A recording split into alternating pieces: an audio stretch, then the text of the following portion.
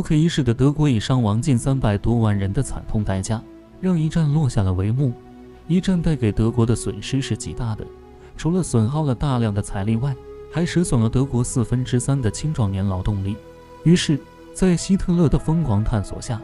德国研究出了多种快速增长人口的办法，并成功的让德国出现了婴儿潮。但是这些办法是让人难以启齿的，甚至就连同样是侵略者的日方都不敢与之效仿。那么德国为了增长人口，究竟使用了什么办法呢？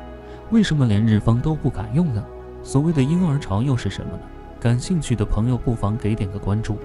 既可以浏览往期视频，又不会错过后期精彩内容。在了解德国的增长人口办法之前，我们必须要了解一下日方的增长办法。二战开始前，日方仅有近7000多万人口，而在战争期间，日方一共动用了近900万人参战。但讽刺的是，日方在战争期间进行的人口普查数据显示，日方人口不仅没有这么多，因战争发生大规模减员，反而还在不断的上升中。这种反常结果的出现与日方暂时使用的催生手段有莫大的关系。为了实现人口的增长并补充战场需要，日方政府主要做出了2方面的大动作。第一个大动作就是将日方女性的结婚年龄下降至13岁，而这就意味着只要满13周岁，日方法律就允许成婚。但对于亚洲女性来说，13岁的年纪刚好是第二性征出现的时候，身体并没有发育成熟，如果提前过，也将对女性身体造成致命影响。但令人不解的是，日方政府的这一政策不仅获得了许多日方女性的支持，她们更是喊出口号，称孩子不是自己的，而是国家的。第二个大动作就是建立处罚制度。暂时的日方政府规定，每个家庭都要生过5个孩子，如果孩子的数量没够，将被处高额罚金。为了响应日方政府的号召，也为了不交罚金，日方社会就自然而然地出现了这样一幕：男性收拾行装准备参与战争，而女性则在家中备孕。当时的日方民众似乎已经被军国主义迷晕了眼睛，全然忘记这个政策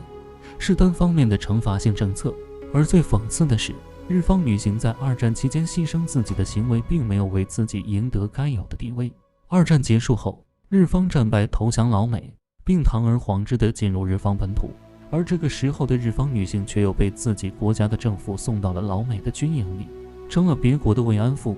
德国又是用怎样的手段来实现这一目的的？提到德国增长人口的方式，就不得不提到一个重要。德国元首希特勒在一战投降的前1个月，还是士兵的希特勒因为受到毒气的影响，使得他眼睛暂时失明，住到了医院。等到出院时，希特勒看到的却是一个孱弱无比的德国。作为狂热的民族主义者，希特勒很快就成立了纳粹党，并迅速扩张，更在短短的一段时间内就建立了只效忠于自己的党卫队，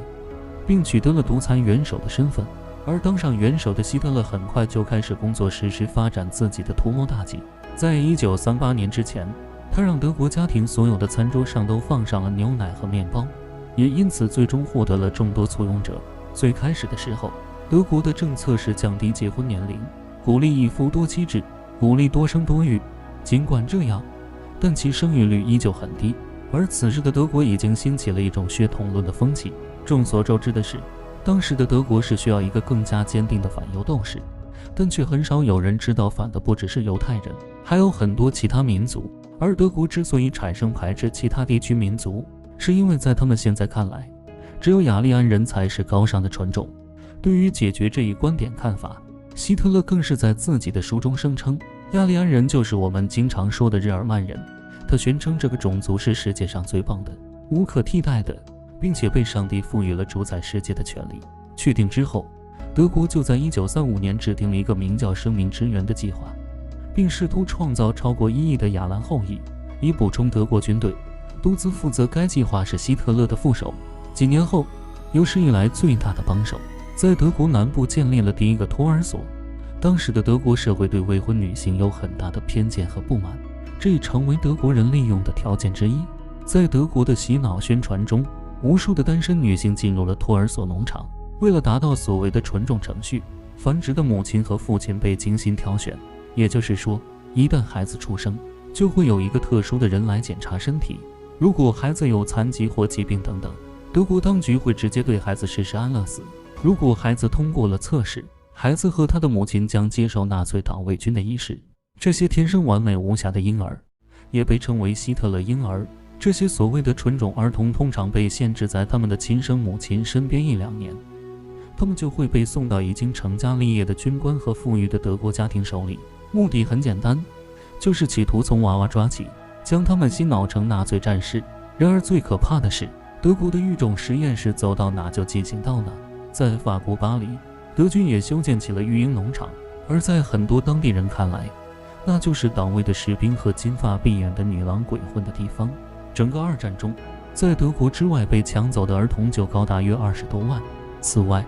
德国对一种母亲无法生下双胞胎甚至多胞胎的事情耿耿于怀，并试图突破人类极限。1943年初，党卫军企图组建一个新军队，但是国内已无兵可用。为了补充兵员，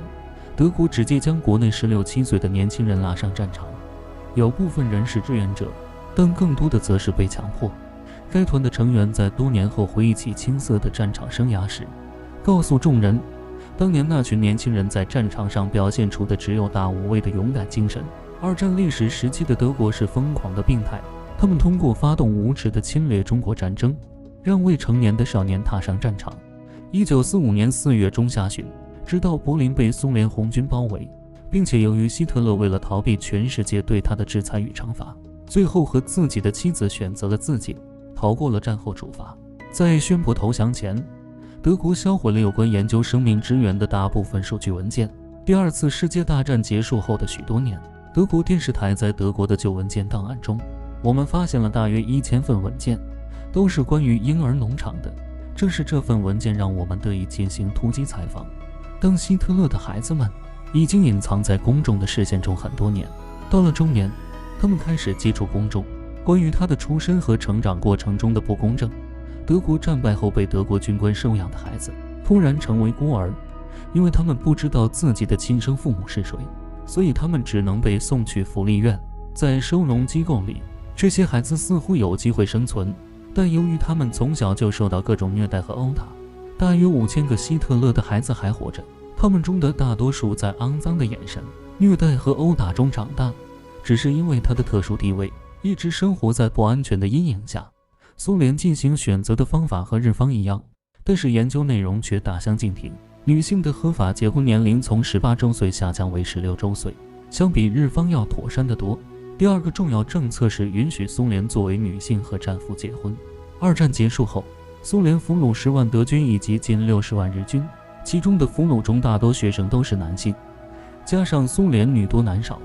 所以允许这些女性和丈夫结婚，并且根据这个方法，目前世界上的很多其他国家都曾做过。第三个政策是奖励生育。为了能够鼓励苏联女性生育，苏联已经出台了补贴等方案。在苏联，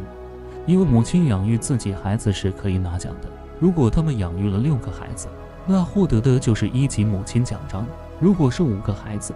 那就是2级母亲奖章。值得一提的是，收养的孩子来说也是可以算在其中的。另外，为了有效减轻民众抚养2个孩子的压力，苏联还安排了财政资金补贴、免费提供医疗技术以及免费健康教育等举措。苏联的人口在战后得到了及时补充，并且有了重镇工业的底气和能力。除了苏联开始使用的政府行为干预方法外，老美也为世界文化做了最后一个良好表率，那就是只要人类社会环境稳定，经济快速发展，婴儿潮是可以得到实现井喷的。1945年二战结束后，老美在第2年就迎来了婴儿潮。1946年，刚刚进入战后平稳增长阶段的老美，迅速就迎来了近300多万的婴儿的叫声。在此后的近20年间，老美再次迎来了近7000多万婴儿的降生。这些在战后出生的老美婴儿也不是流水线上的产品，他们应该在祝福和期待中降临到这个世界上。追溯源头，还是因为有战争的存在，因此我们更应该抵制战争，守卫如今来之不易的和平。希望大家能在评论区里评论。最后，大家对于德国和日方恢复人口的残忍手段有什么自己的想法吗？或者有什么自己想说的吗？请在评论区留下您的看法。